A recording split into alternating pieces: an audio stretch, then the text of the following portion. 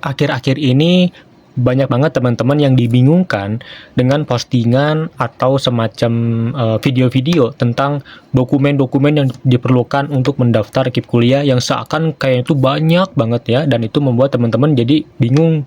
Wah, ini saya nggak punya ini, saya nggak punya itu, saya nggak punya PBB, saya ngekos dan lain-lain. Nah, mudah-mudahan dengan teman-teman nonton video ini sampai habis, teman-teman bisa paham dan juga tidak kayak khawatir lagi, apalagi ketika melihat persyaratan yang sebanyak ini.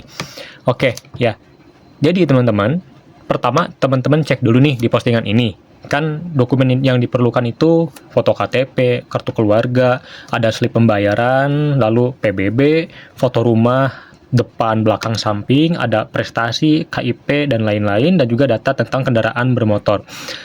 Nah, kita coba buka akun KIP kuliah yang terdata di DTKS, ya.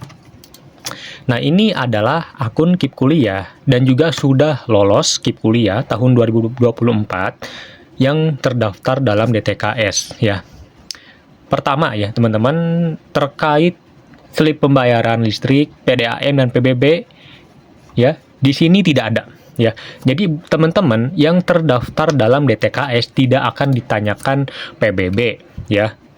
Teman-teman juga tidak akan ditanyakan slip pembayaran listrik atau tentang PDAM. Jadi kalau teman-teman terdaftar dalam DTKS, teman-teman hanya ditanya pertama nih, misal ada isian biodata diri pertama. Yang kedua, teman-teman hanya dimasukkan detail keluarga, misal nomor kakak, nik kepala keluarga, nama ayah, dan detail-detail lainnya, ya. Yang kedua, teman-teman hanya ditanyakan tentang prestasi. Nah, kalau tidak punya bagaimana, ya dikosongkan. Lalu ada rencana apakah nanti mau ngekos atau tidak. Lalu ada juga di bagian seleksi, teman-teman pilih yang mana, misal SNBP, SNBT, dan juga lain-lain.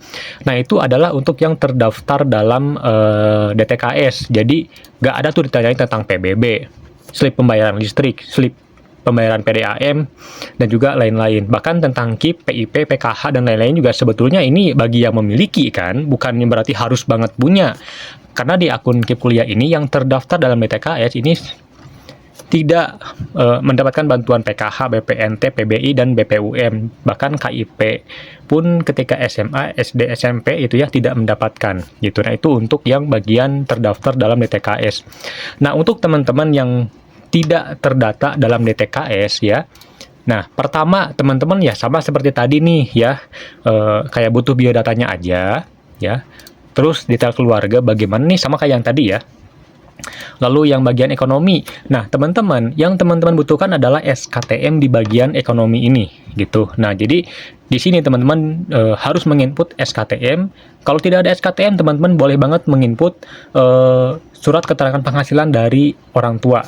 Nah, lalu ada bagian rumah. Nah, ini yang sering diributkan tentang PBB ya. Nah, jadi kalau teman-teman hanya ngontrak, sewa, ngekos, teman-teman jangan ribut masalah atau bingung masalah, "Kak, saya tidak punya surat PBB." Nggak perlu repot, karena yang teman-teman perlu isikan nanti ya hanya kapan teman-teman mulai tinggal di situ ya, sumber listriknya apa, daya listriknya berapa, luas tanah, NJOP. Kalau sewa, ngekos, dan juga ngontrak, tinggal ketikkan aja 0 nanti NJOP-nya. Nah, luas bangunannya kira-kira berapa, bahannya, bahan lantai, bahan tembok, terus WC-nya gimana, sumber airnya gimana, udah sebatas itu. Jadi teman-teman kayak apa sih kayak dibingungin dengan PBB gitu. Nah, kecuali kalau teman-teman memang punya rumah orang tuanya, misal orang tua teman-teman semua punya rumah nih, ya tentu memang ada yang perlu diinputkan di terkait PBB. Nah, saya rasa sih teman-teman ya yang punya rumah, saya harap sih teman-teman sudah terdaftar di TKS, jadi nanti ya nggak akan ditanyain tuh tentang PBB segala macem gitu. Nah, kalaupun teman-teman yang sudah punya rumah tapi belum terdaftar di TKS ya, selama ada suratnya, teman-teman ya cuma ditanyakan doang nomornya berapa, ininya berapa gitu doang, kok nggak ribet gimana-gimana. Lalu ada juga di bagian aset. Nah, ini tuh kayak misal teman-teman punya apa, HP nih, ya harganya berapa kalau dijual, punya motor, motornya apa, apakah masih berfungsi, terus belinya berapa, dijualnya berapa, nanti kondisinya gimana, apakah bagus, berfungsi, kurang baik, dan lain-lain. prestasi, kalau ada ya dimasukkan nanti, kalau nggak ada ya kosongkan aja. Di bagian rencana, ya ini apakah nanti mau ngekos atau enggak, gitu.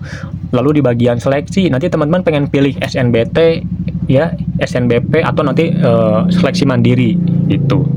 Udah teman-teman, hanya sebatas itu doang, gitu. Jadi teman-teman nggak perlu repot masalah, kayak slip pembayaran listrik, PDAM, bukti PBB, pembayaran, dan lain-lain. Apalagi tentang KIP. Kak, saya kelas 12, saya belum punya KIP ya.